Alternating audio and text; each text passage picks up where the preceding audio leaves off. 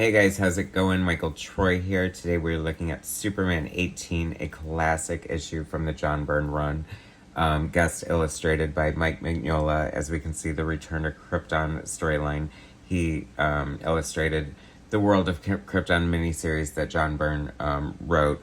So since this story is involving Krypton, I'm imagining that's why he's coming in to do guest pencils, and I am so here for it. I love this. It's like Mike Mignola. I've always been a fan since Rocket Raccoon. I thought his stuff was cool. It was wacky.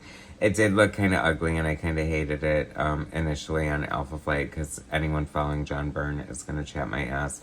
And admittedly, he never wanted to draw superheroes, even though Cosmic Odyssey is like amazing, but there's a bunch of Kirby characters, and I feel like he excels at Kirby characters. And he also excels at these wonky Byrne redesigns for the Kryptonite, or the Kryptonians and Krypton. And so this will be a fun issue to look at. The DC Bullet, which I love so much, 75 cents. June 1988, rather, the Comics Code Authority. The great classic Superman logo. This cover is fantastic. I love it. It captures the essence of Superman. I think that's John Byrne wanted to put forth sort of this very iconic, like classic, like Superman, and sort of echo what came before as far as the introducing great villains and mythos and all this stuff. And I think he did a fantastic job. Is that like a Hawkman symbol on the armor? I guess we'll find out. I love the spacesuit. There's like such a, this is definitely like earlier in Mike Mignola's career before he really just broke out on Hellboy, but there's so much goodness here. There's so much hatching, and the way he draws Smokes would be totally stolen by artists in the future.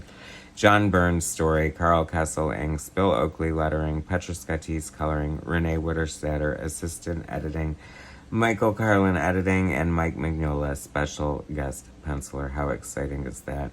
This is a great opening page. I love this. This harkens back to art being drawn traditionally on a page when the artist would actually have to draw like the black with the stars to denote night sky, where it can all be done digitally colored now. And I just have such an appreciation for that because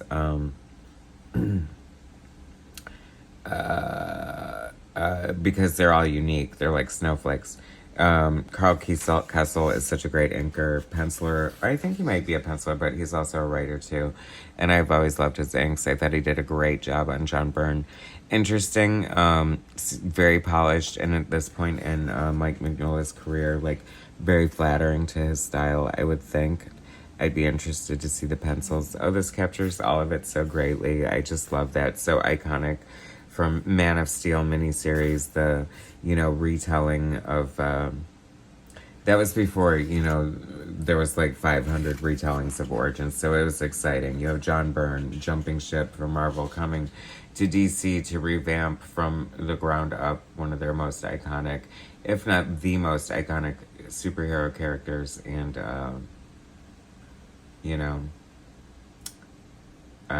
it was exciting. It was cool. It made me read Superman on a monthly basis. It echoed my love of Superman that was initiated by the Christopher Reeve version in films, and I was so down for it. So, even though I was sad when he left Marvel, to be honest with you, but he went back. Anyway, this is such a great page, and it's weird because Mike Mignola draws like dark and demons and monsters so well, but he draws cosmic hella well too. I love that. There's this sort of like primordial soup kind of like goodness about it. And you do see a little of the Kirby coming through, I think. I thought a lot of it, like when I was younger, I don't think I had as much of an appreciation for it as I do now. But I appreciate like his use of negative space and just the way he fills the composition of the pages. It's like so unique and to himself. I love this Manhunter series. I know I love everything, but the comics, what's not to love? Why would I read? Well, I have reviewed comics that aren't that great, but it's so much better when I love the book for all involved. Great, fun, different zipatone. I love when like a different kind of zipatone. And Karl Kesel is like such a crisp, like professional inker, very akin to like a Terry Austin, where he's going to know like all the tricks of the trade. He's going to be using pens and brushes and screens. and just like getting these super crisp pointed lines that are just so beautiful. I had imagined, I mean, it just looks great. I just love the finish on this art. It's so magical. And I was right. The Hawks are involved. And who doesn't love a freaking Hawk man and Hawk girl? I think she was at this point. Drawn by Mike Mignola. What a majesty about that. There's like such a Kirby, like, but in a restrained sort of more pulled back kind of way. You know, if Kirby were drawing this panel, I feel like he would be exploding a little more with those big fat hamburger fingers, and it's so cool. I just love it. Like, he just, I don't know, there's like such a fantasy and whimsy about it, and such a simplicity. It's weird because I do like this looks very much like Byrne's design here, and I can see Byrne doing this kind of architecture and some of his other work as well. And so Mike Mignola captured that perfectly. And there was something else I thought I was gonna say. I mean, it's almost giving me a little bit of like Peacock Russell, kind of Mobius. Mobius is the one I was gonna say if I didn't say it. So, I mean, all great feelings and influences to conjure. And how cool is that? I don't know, there's something so epic about it. I mean, this page is only this big, and this is like the magic of comics, and I think why it is, you know, I don't mind digital comics at all. I think the art looks fantastic. I love to read them. But there is something about holding the comic and being able to look at it. And that's the joy of my channel. Like, it's the next best thing to looking through the actual comic itself. And that's why I love sharing it with you guys. What an epic panel that is. This is so good all around. I can't even believe he is turning this crap out.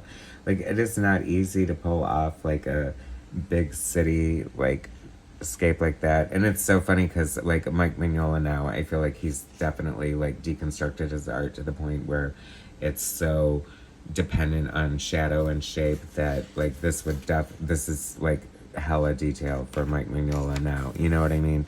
Like, sort of like how Frank Miller would have a lot more texture and line work. I am so intrigued and wanting to look at this.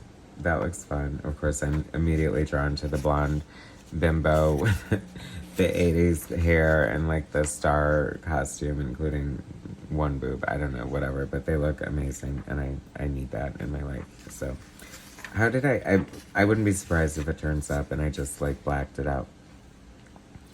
You know, it's funny, like, so iconic, so different. I do have to say, like, do you guys remember, were you reading Superman when Jeff Loeb and Ed McGuinness did it, and they did their Krypton story? And I kind of love those, like, very 1950s sci-fi looking designs. And this was so weird and alien, almost tribal in certain ways, or almost religious, which, now that I think of it. But I don't know. Or maybe, I don't know, maybe almost Art Nouveau in a way. I mean, it's not a bad design, and that, except he did rip off, like, I think an episode of Star Trek in his design. And for those of you who know. And those of you who don't, well, Google it.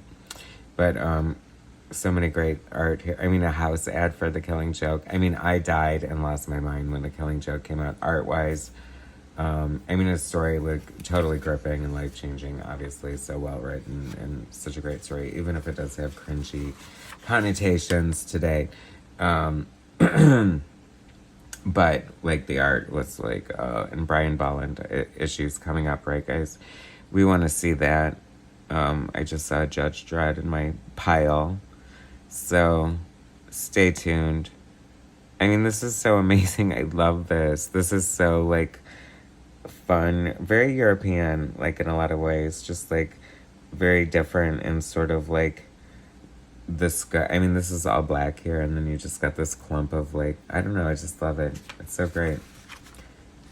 And these scientists, I mean, they all have different body language and looks, and the test tubes. I mean, it speaks of Superman's links to science. And what a fun issue. Oh my god, Mike Mignola drawing Superman, written by John Byrne and inked by frickin' Karl Kesel. Did we say who colored it?